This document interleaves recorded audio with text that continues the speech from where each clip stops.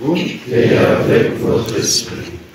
Notre-Dame du Rosaire, qui François, mon frère, le dominicain, qui font le pèlerinage à Lourdes aujourd'hui, tant que nous faisons le pèlerinage national le 15 août, c'est pour Dominique aussi, d'amener tous ces malades, ces gens qui ont besoin de l'aide à Lourdes.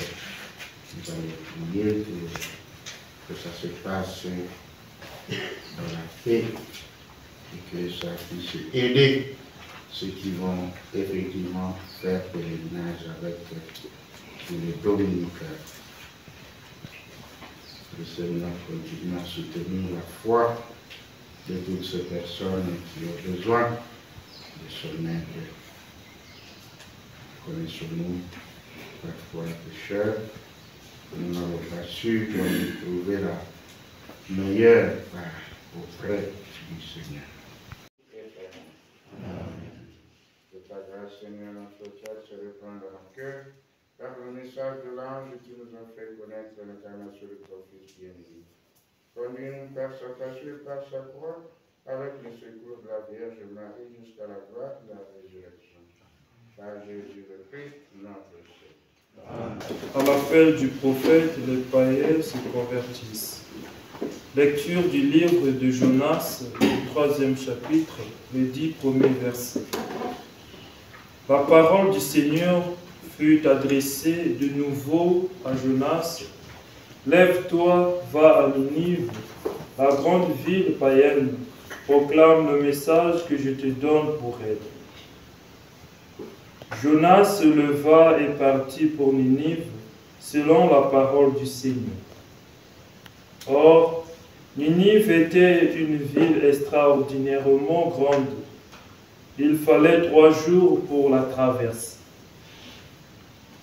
Jonas la parcourut une journée à peine en proclamant « Encore 40 jours et Ninive sera détruite. » Aussitôt, les gens de Ninive crurent en Dieu. Ils annoncèrent un jeûne et tous, du plus grand au plus petit, prirent des vêtements de deuil.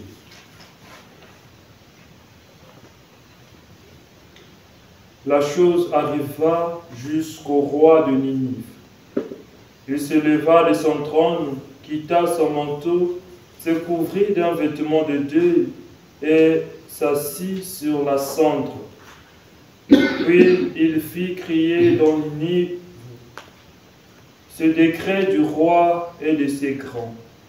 Hommes et bêtes, gros et petits bétail, ne goûteront à rien, ne mangeront et ne boiront pas.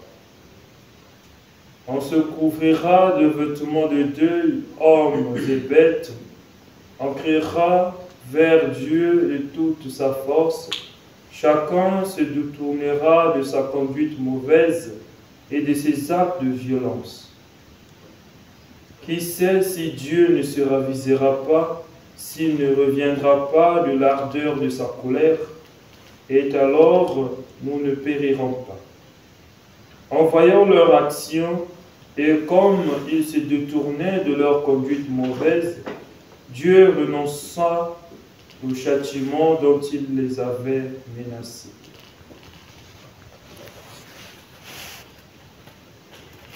C'est la parole du Seigneur. Nous rendons grâce à Dieu.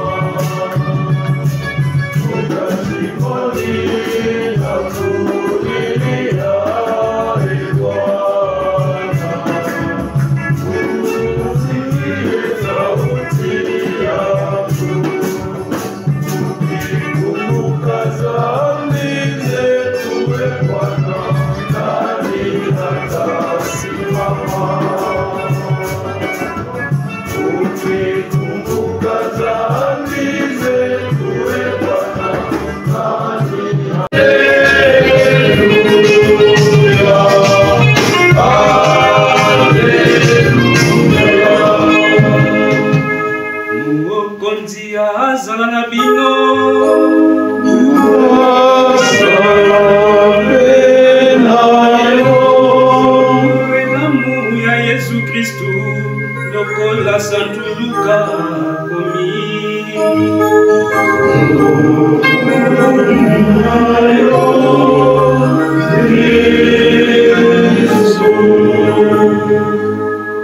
Luc chapitre 10, du 38e au 42e verset. Alors qu'il était en route avec ses disciples, Jésus entra dans un village et une femme appelée Marthe les reçut dans sa maison. Elle avait une sœur nommée Marie qui se tenait assise au pied du Seigneur écoutant sa parole. Marthe était accaparée par les multiples occupations du service et elle intervint et dit « Seigneur, cela ne te fait rien. Ma sœur me laisse seule à faire le service. Dis-lui donc de m'aider. » Le Seigneur lui répondit, « Marthe, Marthe, tu t'inquiètes et tu t'agites pour bien des choses, une seule est nécessaire. Marie a choisi la meilleure part, elle ne lui sera pas enlevée. » Lokumunayo.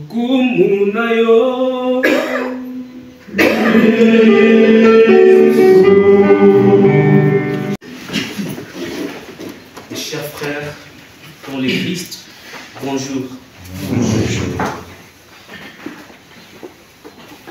Aujourd'hui, nous célébrons Notre-Dame du Rosaire, une opportunité pour nous de redécouvrir et de revisiter la place de Marie au cœur de l'histoire du salut. Et quand on évoque Marie, c'est évoquer finalement la question de l'écoute.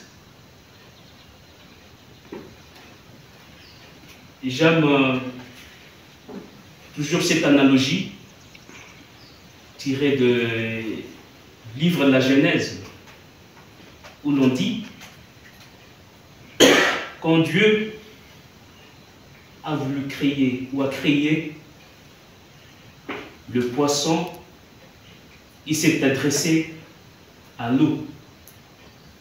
Il a dit de l'eau pour sortir le poisson, et le poisson est sorti de l'eau. Quand il a créé l'arbre, il a donné l'ordre au sol, et du sol est sorti l'arbre. Mais quand il a créé l'homme, il s'est tourné à lui-même et il a dit, créons l'homme à notre image.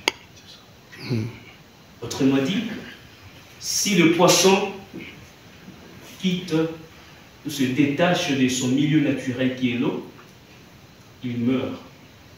De même, si l'arbre se détache de son milieu naturel qui est le sol, il meurt. Et de même, si l'homme se détache des dieux, Dieu qui est notre milieu naturel, nous mourrons également. Et l'écoute devient ces lieux naturels où l'infidélité de l'homme rencontre la fidélité de Dieu. Pourquoi? Parce que Dieu est notre milieu naturel et il est en mission. Sa mission, c'est de chercher l'homme. Donc c'est de chercher cet homme qui a été perdu. Et voilà pourquoi l'écoute aujourd'hui devient ces milieux naturels où l'infidélité de l'homme rencontre finalement la fidélité des dieux. Et où la perte de l'homme rencontre l'amour-passion des dieux. Nous l'avons très bien écouté. La première lecture revient sur cela. Les habitants de Ninive se convertissent parce qu'ils ont écouté, ils ont finalement rencontré cet amour-passion des dieux. Et Marie, dont l'Évangile a compris cela, elle s'est attachée au Christ pour l'écouter, pour découvrir cet amour-passion.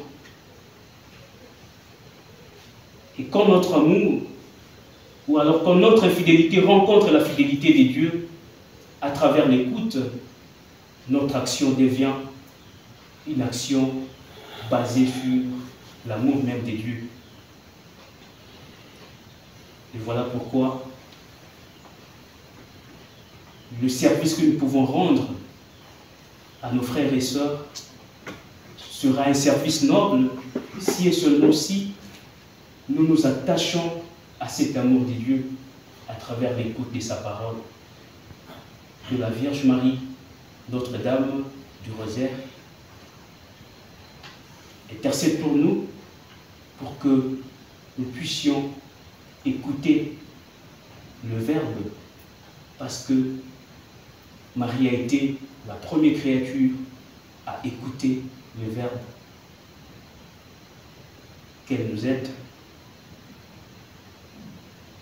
afin qu'avec elle, nous puissions découvrir le Christ au cœur de sa lumière, au cœur de sa joie, au cœur de sa douleur. Le Seigneur soit avec nous. Et avec votre esprit. Nous t'en prions, Seigneur notre Dieu, nous qui annonçons dans ce sacrement la mort et la résurrection de ton Fils, puisque nous prenons part à ses souffrances, donne-nous de trouver le réconfort de partager sa gloire. Te demandons, lui qui vit et règne pour les siècles des siècles. Amen. Le Seigneur soit avec vous. Et avec votre esprit. Que Dieu te puisse bénisse. Le Père, le Fils et le Saint-Esprit. Amen. Allez dans la paix du Christ. Nous rendons grâce à Dieu.